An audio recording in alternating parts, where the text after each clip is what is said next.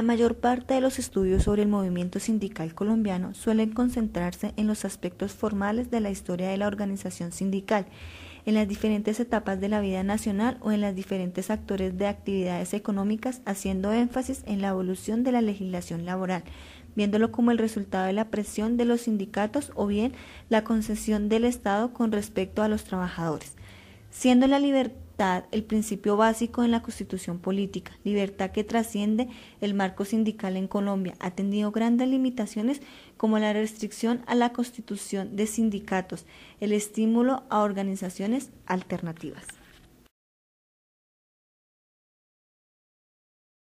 Nos acompaña el abogado Héctor Alfonso López Sánchez, egresado de la Universidad Uniboyacá. Se ha desempeñado como secretario de Hacienda, asesor jurídico, abogado litigante, inspector público, abogado de la Defensoría Pública. Bienvenido.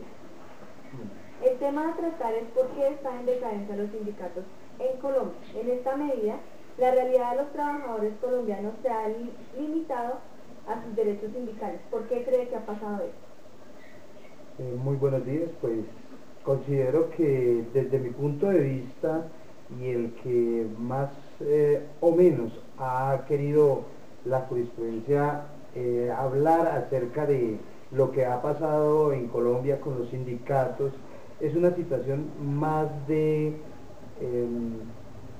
choque, en el sentido de que las normas han venido cambiando aspectos que violan los derechos fundamentales de sus trabajadores. Es en el sentido, por ejemplo, de las cooperativas asociativas de trabajo, en las cuales ellas corren casi que con su propio carga laboral. En ese sentido, los trabajadores se han visto en la necesidad de poder pagar ellos mismos sus prestaciones laborales y sus prestaciones sociales, a tal punto que hoy en día los sindicatos son casi inoperantes porque no los dejan funcionar dadas las circunstancias de violencia, tanto de tipo físico como de tipo moral, como de otra clase de tipos, para que los mismos trabajadores no se asocien con el fin de exigir derechos que les corresponden.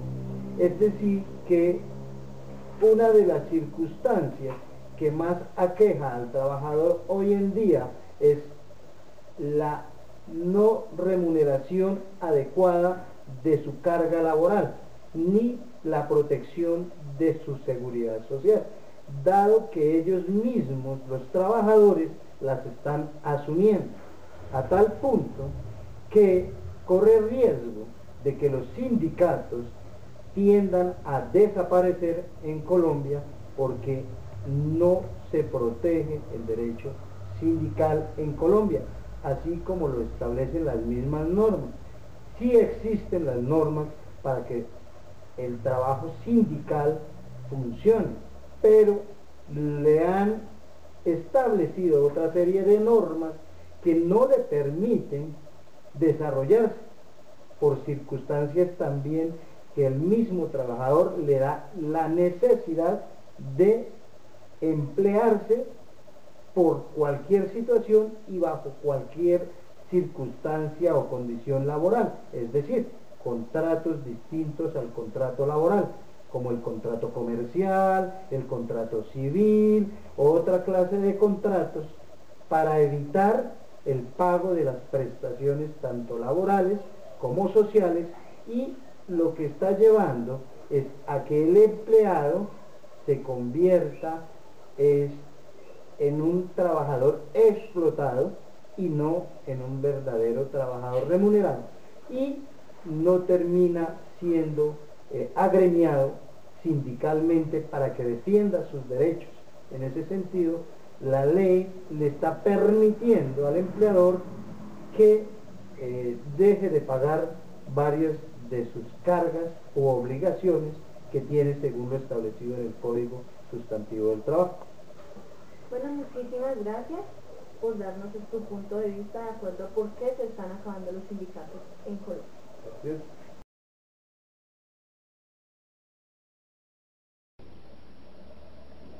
Nos encontramos con María Isabel Dueñas, egresada de la UPTC de Ciencias Sociales y Económicas, perteneciente de Cindy Maestros hace 10 años y actualmente es secretaria de Derechos Humanos de la CUT Boyacá. Gracias, Karen. Me siento muy feliz de estar aquí contigo y te alabo por inquietarte mucho por el movimiento sindical en Colombia. Bueno, entonces vamos a empezar con la primera pregunta. ¿Por qué todavía no se ha logrado configurar un movimiento sindical lo suficientemente fuerte y representativo para ser un sujeto con fuerza dentro de la política? Bueno, Lorena, hay varios factores importantes que han limitado el avance del sindicato en el país. Uno de ellos ha sido la burocratización del mismo sindicato, la falta de renovación generacional, ya que de pronto no se ha logrado que otros elementos de la vida sindical hagan parte de él. Además de ello, la política antisindical que tiene el país, de cierta manera, hace que las personas líderes sindicales no se motiven a ser parte de él. Desafortunadamente, Colombia está en un proceso de globalización económica donde la fuerza laboral cuenta en masa, más no en participación política. ¿Cuál es el papel del movimiento sindical como mecanismo de presión? El papel es vital desde dos perspectivas. Una, fundamentando la formación sindical en las bases. ¿Para qué? Para motivar líderes y lideresas, la participación, para tener una representación más ecuánime y más equilibrada. Y la otra, desde la perspectiva de las subdirectivas, desde la perspectiva de los líderes sindicales que deben manejar el diálogo social, es decir, no solamente la necesidad de su sindicato de gremio, sino mirar hacia la parte popular, las necesidades de aquellos que no están sindicalizados y promover que de alguna manera se agreguen para reivindicar sus derechos. Recientemente, ¿qué impacto ha tenido los sindicatos sobre la actividad económica del país? Desafortunadamente el impacto ha sido muy limitado. A los sindicatos se les tiene en cuenta básicamente para negociar los salarios mínimos, para de pronto negociar algunas pensiones, pero el impacto es limitado por las políticas estatales. Y a eso hay que agregar un impacto determinante. Colombia tiene un grado de sindicalización del 4,2%, siendo uno de los más bajos de América Latina, y a su vez la violación de los derechos sindicales y las libertades sindicales hicieron que el año pasado estuviéramos en la lista de los 25 países más violadores de derechos humanos de sindicalistas. Claro que de un momento a otro, en la OIT, en la conferencia, se nos sacó de esos 25 países, no se sabe bajo qué argumentos, pero desafortunadamente seguimos estando ahí en este problema. ¿Qué otros factores explican los bajos niveles de sindicatos en Colombia? Bueno, primer factor, la falta de compromiso. La mayor parte de trabajadores y trabajadoras piensan que deben haber unos compañeros que son los que deben poner, entre comillas, el pecho. Ellos únicamente desde la base esperan qué es lo que van a hacer. Primer factor. Segundo factor, no todos los trabajadores piensan mejorar el nivel de vida, no solo de ellos, sino de las familias. Entonces está la limitante del nivel de vida. Tercer factor, la falta de participación de las mujeres desde esa perspectiva en cuanto a la equidad de género. En los sindicatos el 70% de la base somos mujeres, pero a la hora de tener representaciones en el sindicato no asumimos ese riesgo. Otro factor es el derecho a la huelga. Se nos dice en la Constitución política que tenemos un derecho establecido, pero desafortunadamente es un derecho con una contraprestación. ¿Cuál es? Si tú participas en la huelga, te descuentan un día. Eso tiene trascendencia en la parte de la liquidación de primas, de cesantías, de vacaciones. Entonces la gente dice, no, yo no participo en la huelga porque me van a quitar, y a la hora de que tiene, digamos, una connotación económica. Otro factor importante, ¿cuál es? Que el Estado, promoviendo las cooperativas de trabajo asociados, ha hecho que de alguna manera el mismo sindicato se convierta en patrono, en empleador, y entonces si estamos en una cooperativa de trabajo asociado, ¿cómo le vamos a crear al mismo sindicato? Entonces la estrategia clave del gobierno puede crear la cooperativa de trabajo asociado. Y finalmente la tercerización laboral. Como no hay una economía formal, no hay un trabajo fijo estable, pues uno no se arriesga. Nadie se arriesga que yo voy a participar en un sindicato, a aportar el 1% ni nada por el estilo. Bueno, muchísimas gracias, profesora, por su participación en este trabajo para la Universidad Politécnica de Colombia. De nada, Karen, y espero que tengas éxito.